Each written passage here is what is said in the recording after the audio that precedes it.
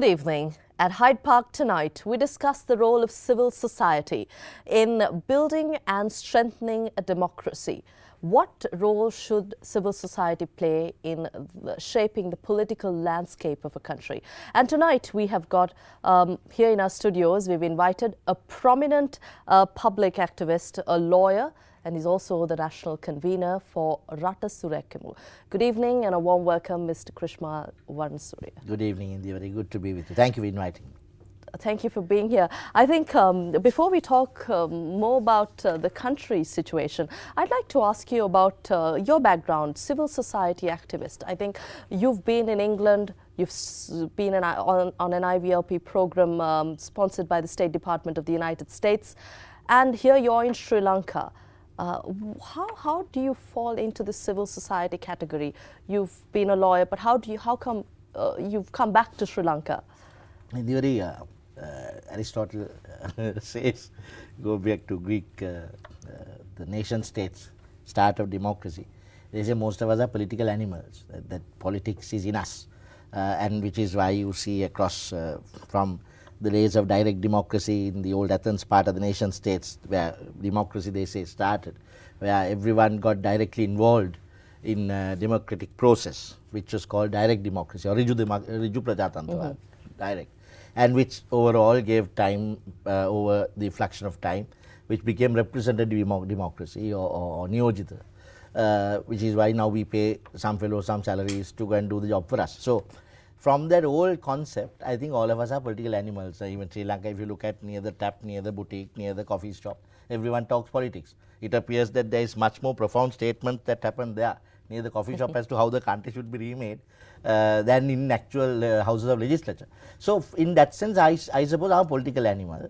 And also my upbringing, I had an old leftist socialist father who believed in equality of man and the Sadhukin Pelenavun sort of old left. And even before I could sing Mavani Bilinda, I could sing Sadhukin Pelenavun in all three verses, because he used to take me on the road with all the processions. And I remember as a teeny toddler when Dr. N. Emperor died, my father taking me to the old, now which is the President's house, the old House of Parliament, where the coffin was kept. I was not even tall enough to see over the coffin, so he lifted me up and said, son, see now, this is a man who made this great budget, and if we had followed it, we would have breached our budget deficit. So politics, I suppose, has always been in that, and I was the only child, so no option, I had to listen to him. Is that why you studied law? Yes, because very funnily, that's why I probably was born to be this. Even if I want to, I can't get out of it. I've seen the big difference in the very between man, the citizen, and the all-powerful state. My father, once again, was a direct recipient when the governments changed in the early 80s. Because of his leftist opinions, he had served for 13 years at the Treasury then, but he was suddenly asked to go out of there. And I saw how one citizen can be overpowered by this all-powerful state, and I think it was at that time that I said, no, I'm going to do something for the side of the citizen against his all-powerful state machinery. I think that's what gave me the idea of law, and then things happen.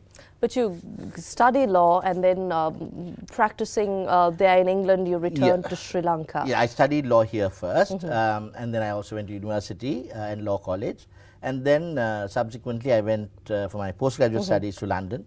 And when I finished my masters, I got the opportunity to practice for a while as a pupil barrister. Right.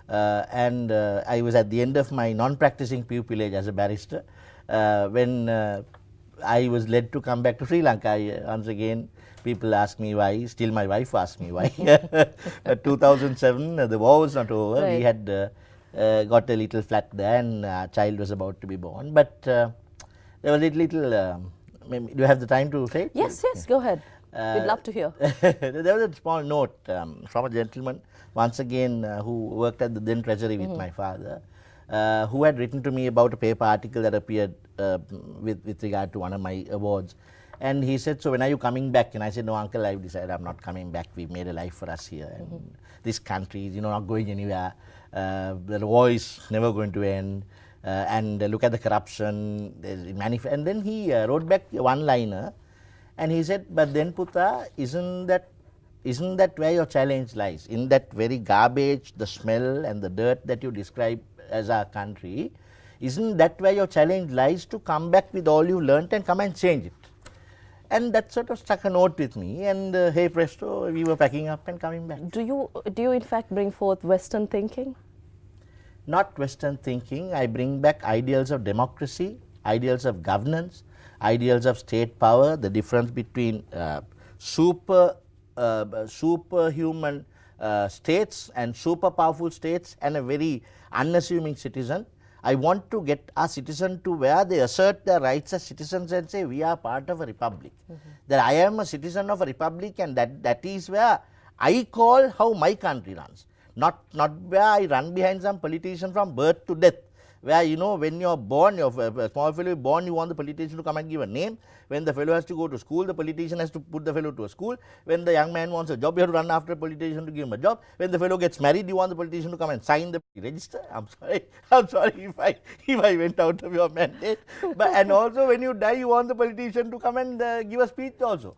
So I want our citizens to come up to where they will assert their rights as powerful. How far has it changed since you left England, came back to Sri Lanka?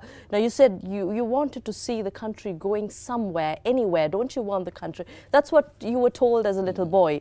But today, how do you look at this country? Well, we've been trying Indeewari, not just me. I think lots of activists, lots of hardcore Sri Lankans, if you like, sons of the soil, daughters of the soil, have been trying to make that change, and they, to some extent, I think we thought we managed, particularly that 2015 silent revolution that we all thought we were. You were very vocal about the revolution. You were somebody who actually sponsored the revolution, if I may put it that way. Yeah, we were on stages. We were, yeah. Yeah. Are you happy with the change so far? Not really, not really. Why? I am not saying I'm totally disillusioned, but I am not happy that we got the change that we set out to achieve, because we thought we were taking on a very draconian system where the state power was centered around a few individuals who controlled all aspects, even went beyond the executive and legislative powers, even tried to tread upon the judicial power, if you remember the Chief Justice situation and all of that. And to that extent, we wanted a change.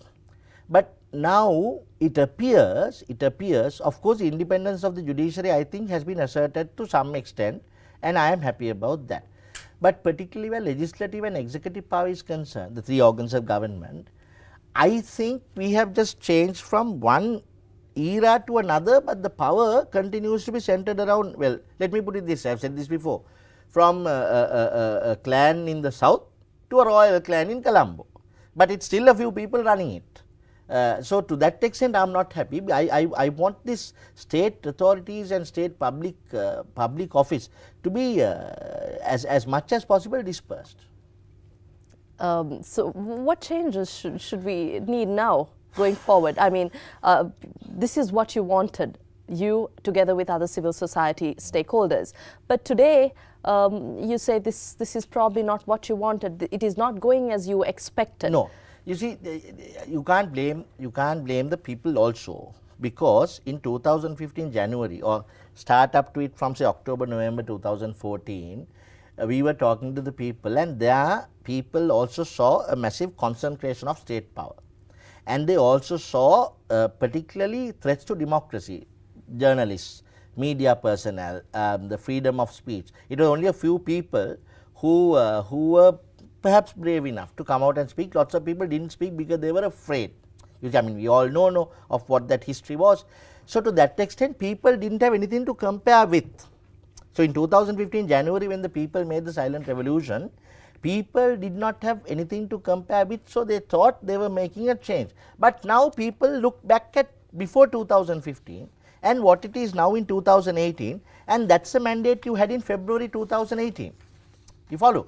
February 2018, that massive mandate people gave us, people are saying, hey, we thought we were making a difference. You haven't done the change that you set out to achieve. Therefore, we are now expressing our regret. and that's what the people said. Right, and I think a lot of problems people and most, if you watch the media now, it comes down to the executive presidency, the 20th Amendment, the electoral system. That's what everyone talks about. But if you focus on the executive presidency now, before we go into a short break, is this needed now? Is this what the country needs? The executive presidency, do we need it going forward? Or is this a top priority? Should this be a priority problem? No, I am of the personal opinion that we have much bigger priorities for the state to concentrate on than looking at an executive presidency. In the first place, Indeewari, I think we have got the stick by its wrong end. We are not speaking of executive power, but we are talking of presidency. Now, if you dissect these two and take them separately, the executive presidency that existed prior to 2015 January, we managed to amend to a large extent. So much so, you remember the people started saying recently when His Excellency the President could not remove the Prime Minister, people started saying, well, what sort of presidency do we have? This President appears to not to have any power now. So, and also now in the 19th Amendment, which I also took some part in both in the drafting stages and at the Supreme Court when we argued it, we have curtailed as much power of the executive presidency as possible. If you tell us the difference and what this actually means, executive powers, executive presidency, what does Sri Lanka need? Yeah, now, if we look at your traditional organs of government, we have the people are sovereign in the country. Constitution says Article 3, we are sovereign, although it doesn't appear to be so. We are absolutely sovereign, all sovereign power is held by us. Unlike in England where sovereign power is in a queen and all of us become her royal subjects there. Right. In Sri Lanka, citizens are sovereign. We are supposed to be the absolute sovereign citizen whose powers cannot be taken away from us. Only by an election that we give our legislative power, the power to make laws to a parliament, executive power to make policy and to execute it through the parliamentary process to an executive president, thereafter by interpretation to a cabinet, and then judicial power, we vest in a judicial institution to see whether between man and man or man and the state, the policy that's implemented or the laws are properly adopted. Now, if you look at several other countries in the world where executive systems function, now for example in the USA, the executive branch of government, the president picks his secretaries, the Secretary of State, Secretary of Foreign Affairs or whatever, outside of the houses of parliament, what they call the Congress, the lower house and the upper house, Senate. So, the president and executive powers and his secretaries are nothing to do with the legislative arm of government. Now, that is called a classic separation of powers, where in the old ancient historic political science books that we read that only where there is an absolute classic separation of powers will democracy function. People's rights come up, because you must separate these organs of government and not let either one encroach upon the powers of another. That is why you remember when during the Shirani Bandaranaike impeachment stage, all of us went on the road and said, no, parliament can't have hearings and judges. Judging of people has been left by the people to the judicial arm of government. Legislature can't go holding hearings, and sometimes even people who are not past grade 8 to judge the Chief Justice. So, that is why we said the powers are separated and our constitution is guided by a classic separation principle. Now, and even if you look at France, once again head of state is elected directly, the prime minister and ministers are appointed by the president, and they hold, it's of course it reflects a parliamentary majority in France, but once again they are outside of the houses of parliament. So, now what are we attempting to do in the 20th Amendment? As I say first, Indeewari, I don't think that the 20th Amendment and curtailing anyone's powers is a priority in our country. Now, we are looking at a rising dollar debt, looking at mothers jumping into the lake with their children because they can't give a cup of milk. So, I think there are far better priorities for a government to manage than the 20th Amendment. But even if we look at the present promulgation or the draft, which we haven't seen a proper draft, we only seen a proposal. So, we must wait till it's properly presented to Parliament, but subject to that qualification, what is now presented is to elect a executive president from our legislative power. So, you are putting more executive power back into the legislature, and that goes against the principle of separation. You follow? Now, you are asking but you can come to as to how qualified our parliament is to elect a president with all these 118 numbers being spoken of. That's another matter. But now, without separating executive power, the executive power of the people that's supposed to be separated from the legislative power, you are now trying to ask the legislative power to elect the executive power.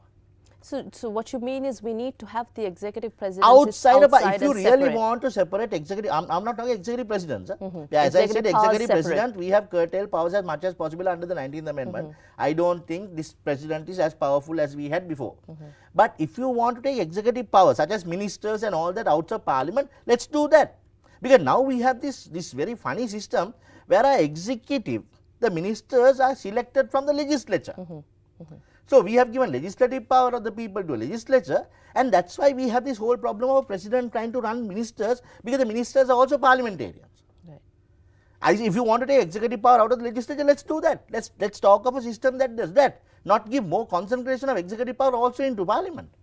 So that is why principally, as a constitutional lawyer and as a student of political science, I disagree with this whole proposal of getting our legislators to elect an executive president.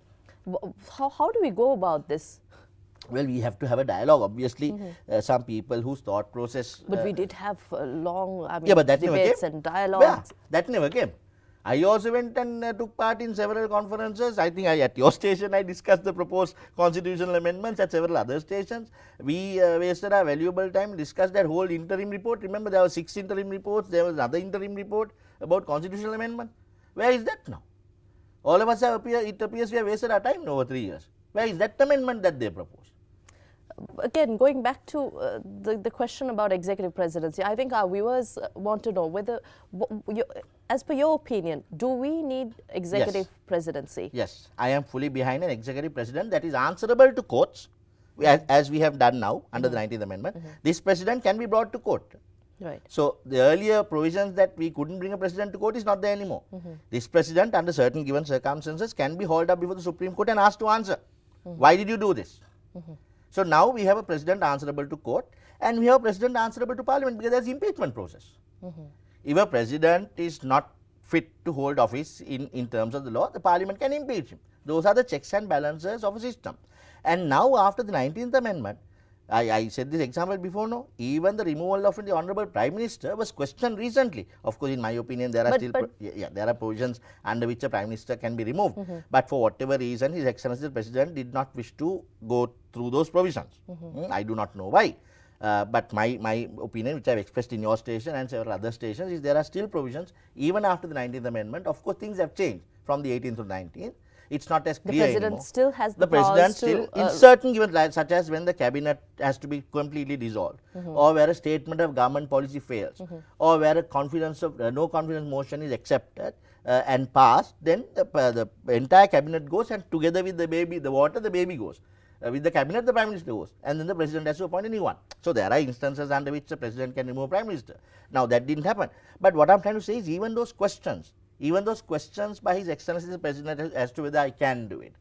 So we have now come to a situation where, after the 19th Amendment, the executive president does not have as many powers as it appeared before the 19th Amendment. Again, the opposition to this 19th Amendment, the view is that this president is weak, in the sense the powers in terms of security, in a security circumstance, a threat to the country's security. No, I disagree with that statement. We have not, remember when we went with the originally amended draft of the 19th Amendment to the Supreme Court, there we had a lot of provisions, even removing his executive powers as head of the cabinet and giving it to a prime minister. But the Supreme Court, their lordships were very clear. They said, no, you can take away and bring constitutional councils and commissions and all of that, and curtail certain powers of the president, in so far as you don't touch the executive power of the people, what I spoke of. Because the argument is this: the people by a separate election elects an executive president directly, not through parliament. You follow? Yeah. People express our executive power in an election and elect an executive president. People by a separate election elect the parliament, the legislature.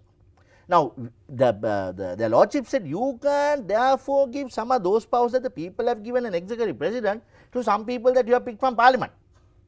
because that will be a violation of the executive power of the people. And then they'll also say, if you want to do that, go back to the people, ask them, do you want to give some of these powers that you have given a president to a prime minister and cabinet? Go to a referendum. And then we didn't do that. So we curtail. Just beyond where I think, in my opinion, all powers, like the question you raised was, certain powers over security and all that, they remain. The executive president remains a very potent executive president insofar as the country's security is concerned. He is a commander-in-chief of the armed forces, and he can declare war and peace, and then he can impose emergency regulations. So he has all those powers. But insofar as governance is concerned, we have restricted a lot of that after the 19th Amendment. Therefore, I say, if you want to speak of taking executive power out, not taking executive power of a president and giving it to a prime minister, which may be what some people want, who can't directly go to an election and become prime minister, become president. Not that. But if you want to speak of separation of powers and taking executive power out of parliament, there are models to follow. We can do that. Where the entire cabinet, prime minister and all that are outside of parliament. So parliament functions on its own, executive power functions on its own. We can discuss things like that. If we talk about an ideal constitution or a situation that suits Sri Lanka, if we talk about that briefly, what country can we look at for an example? Yeah, I wouldn't, once again, I wouldn't put my finger on one particular constitution and say we can follow it directly to the letter in the because we had this problem. Remember earlier when we talked on devolution of power to the provinces, we were trying to look at Canada or Switzerland or Quebec or New Zealand. You see, no particular model that's fit for one country will suit us totally. Totally. But we can study, as I said, now I got notes here on because I thought you'll talk about it on the USA, France, India, Japan, UK, Australia, all that. We can look at separate models and see how they've managed to keep their powers in balance, in check and balance, and then create a system that's endemic to us. That's Sri Lanka. You follow? So we can look at those models, also keeping our idiosyncrasies, our political variances also in mind, as to how our people react, how intelligent in democratic values are our people, or are we still a feudalistic people who are running behind a master servant mentality? You know, when a politician gets down, sir, yes sir, please come sir, are we there? So thinking of keeping all that in mind, we can think of a system that suits us. But so we don't have to take one particular country's example, but we can certainly look at USA and France, even France, as models if we want to continue an executive form of government. Right. Or if we want to follow a cabinet, prime minister and cabinet form of government without an executive president, which I don't personally espouse to, because I still think at least the minorities and several other things are protected, particularly where we want to devolve power to the provinces by an executive office, where an executive president holds power in certain given situations to assume control. So, and that is one of my arguments as to why I feel that the people, including the minorities, must directly elect a president, not via our elected representatives of the parliament. Okay. I think if we move on to talk a little about something hotly debated in parliament continues to be debated in parliament is about the bond report, the commission report, and of course the bond scandal. If we talk about the report, I think there's talk about certain pages of the report going missing. But under the right to information, what's the possibility that we can demand for these information that have gone missing? Good question, Indeewari. Lots of people seem to be talking about it. But the first thing that we need to concentrate is, how did some pages go missing in the report in the first place? You see, now if we are sovereign, and we have elected our elected representatives in parliament, and a report has been presented to them, I would like to know which authority in this country thought that they were bigger than the people's sovereign power that's reflected in parliament to keep some information away from them. Because so far as I'm concerned, there is no larger authority in this country than the people. The people are sovereign, absolutely sovereign, and no one is above that. So if someone decided, no, we are going to give half of a report or quarter of a report or 1/10 of a report, in my opinion, there is no one in this country who can decide that. So the first place we have to question, the parliamentarians have to question, why were some pages kept from us? Because we are the elected representatives of the people. Who thought that we should not read this? That's the first question. Second question, Indeewari, is that I know that that under the Right to Information Act, the Right to Information regime, some people have requested for this. In my opinion, I think, which is corroborated by a commissioner of the Information Commission also, none of those the information, that so-called missing pages, comes within the exceptions that can be restricted. For example, law is that you and I have a right to information. Right. It's in the Constitution. There is Right to Information Act. In terms of the Act, if we ask for, we have to give information. But under Section 5 of the Right to Information Act, and also in this occasion Section 3(2) may also kick in, be it applies to where certain parliamentary privileges may be breached by giving that information. But Section 5(2) has several exceptions under which, like national security. Right. Or if it's of such a personal nature to you or me that there is no public interest in giving that information, then in certain situations like that, a decision can be made not to give that information. But in my opinion, as I said, none of those exceptions are pertinent with regard to the Bond Commission report. If it was asked for, it should have been given. Now, the question is not that. The question is, even if this information comes to light, even if information comes to light in Indeewari, you were talking of the bond. No. Now, we are also now talking of one man of the many who has come out and said, I took $1 million. Then there is another gentleman who said, I took 1 lakh. My question is not that. What about the other billions that would have been given to others that we are not talking of? Because this funding of politicians across the board happens at every election. And if we talk more, before we talk more on that, I think about the 118 parliamentarians, the talk about them. Now they say that they will file affidavits and enlighten us about this, because this is something, is that even possible? Yeah, well, you can all. But what happens there? I can give an affidavit to you. Okay. Indeewari says your production team called me for this program. I give an affidavit to saying, I, Chrishmal Warnasuriya, solemnly, sincerely, truly declare and affirm that I am going to come and sit on this show with Indeewari. And if I breach that promise I have given, there is nothing much that you can do except if I have caused some harm to you. Now you put on your makeup and sat there and your cameramen were ready for me and some damage was caused to your station by my not coming, then you can sue me for damages in some civil court. Saying because you breached this promise, you gave the damage. Other than that, if you are given that affidavit in a judicial proceeding or a semi-judicial proceeding, if you are given and some public authority or a court has dependent on what you have said on the affidavit, then there are some penal consequences can flow. You may be found faulty or guilty for giving false statements under oath to a judicial authority. Other than that, in the of parliamentarians, you don't need to give affidavits. I think this is a whole media exercise. When a member of parliament, members of parliament are bound by parliamentary privileges, and it is considered a breach of a parliamentary privilege under section 22-23 of the Parliamentary Privileges Act. Yeah. If they have violated any of the parliamentary privileges, there are two sets of offences, Schedule A and Schedule B. Under Schedule A, if they have, by presenting to parliament or to any committee, any false, untrue, fabricated or falsified document with intent to deceive parliament or any committee, they have breached the parliamentary privilege. And upon trial by the Supreme Court, they are given a chance to come and explain why did you say this lie. And if they are found guilty, they can be sent to prison for not less than 2 years, not more than 2 years. So, if giving affidavit or not making a false statement to parliament is a breach of a parliamentary privilege. So, to that extent, in my opinion, they don't need to give an affidavit. They can go to parliament, stand up and say, here, I declare that I did not take money. And if they have lied, then they can be found faulty.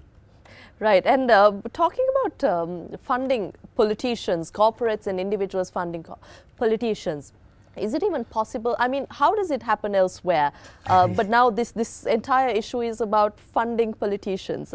That's how this has come out. That's my argument related to the. Sorry, I couldn't. It is my mistake. I couldn't complete my answer earlier when we talked to the executive presidency. Indeewari, when we have this system of elections, particularly this Manapapore or the preferential voting and trying to compete even amongst your own party and the other parties, you need money. Your grandfather is not going to give you money to contest, no. Right. That's why some, the soap stars, cricket stars, babas, all them then come to politics because they are already popular, right? Or you have to have millions of money to go and put posters on everyone's wall to come into politics. Now, for that money, several corporates fund you.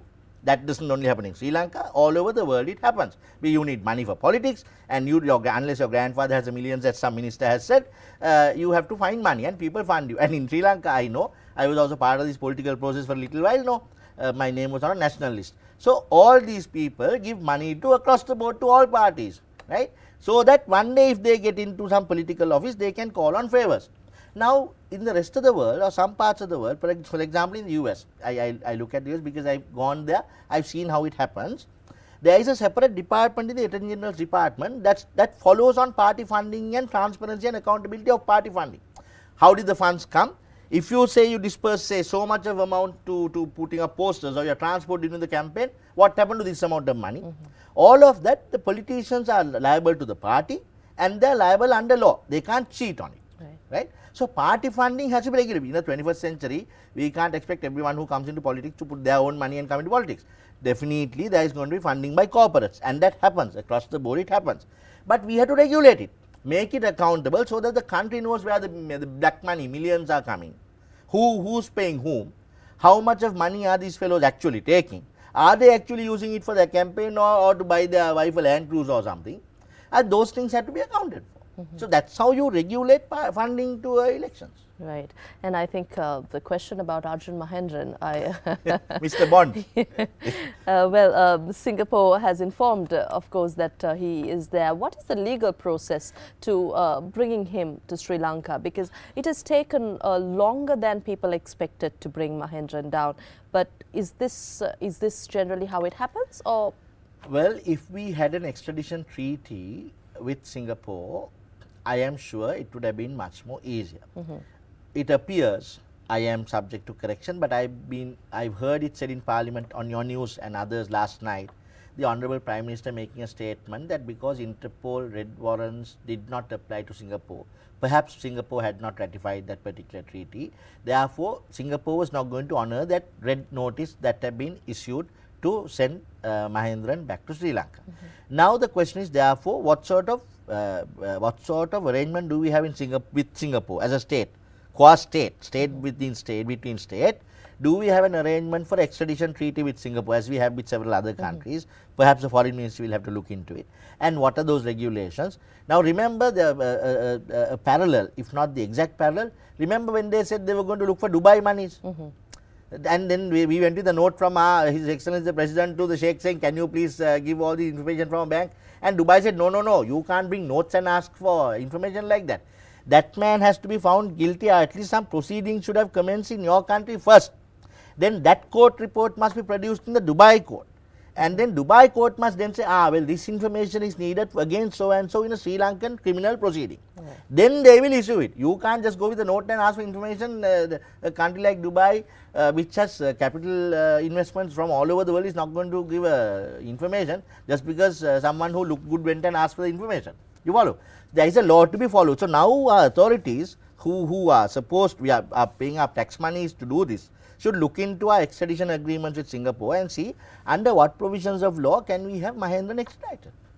Talking about Singapore, I think the Singapore Free Trade Agreement is something that is also… Lots of professionals are complaining. Yes, but the government keeps saying that they consulted relevant professional organizations and stakeholders. No, I disagree with that statement. I do not know which professional organizations the government appear to have consulted, but going on media reports alone, I saw a particular program where several professional associations are represented, including the architects, the engineers, the legal bodies and the medical associations. All of them said they have not been consulted. So I do not know who's lying. Particularly the Bar Association, which I belong to, I know the Bar Association representative at that program said that they had given an extensive report, the Bar had given an extensive report to be considered, and that report had not even been considered. So either all these professional bodies are lying, or one or two ministers are lying. So the people can make the decision as to who's lying. Right. I think that's all the time we have on the program, Mr. Warnasuriya, but thank you very much for your time here at Hyde Park. May I congratulate you on Hyde Park, and I say congratulate your station for doing this, and more programs like this should go out to the public so that at least they are aware of what rights we have. Right. I think the idea about Hyde Park is also to create awareness among the people, to create a platform for the people to understand, for professionals to deliberate about issues that are relevant to Sri Lanka, that affect Sri Lanka. And we here at Hyde Park will continue to host shows that are relevant for the public. Thank you very much for your time. And we had with us a prominent civil society activist and lawyer, Mr. Chrishmal Warnasuriya joining us at Hyde Park. Have a pleasant evening. Good night.